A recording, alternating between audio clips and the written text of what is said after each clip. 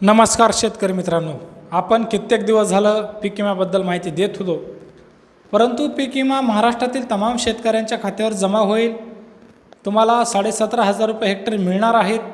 ते 17,500 रुपये तुम्हाला अनुदाना त्या ठिकाणी तुम्हाला 10,000 रुपये हेक्टर आणि 17,500 अशा प्रकारे तुम्हाला 25-26,000 रुपये हेक्टरही पीक विमा त्या ठिकाणी मिळणार आहे. तुमची अतिवृष्टीची मदत मिळणार आहे. अशा प्रकारच्या मोठ्या मोठ्या घोषणा 32,000-33,000 कोटीचा निधी आपण त्या ठिकाणी महाराष्ट्राला देत आहोत अशा प्रकारचं दाखवण्यात आलं. ते पूर्ण अतिवृष्टी झाल्यानंतर 2025ला देवेंद्र फडणवीस यांनी घोषित केलं आणि त्या ठिकाणी सगळेच शेतकरी असे वाटलं की आता समाधानी झाले की शेतकऱ्याला कुठंतरी आता सुजलाम सुफलाम होण्यासाठी बऱ्याच गोष्टी शासन देत आहे.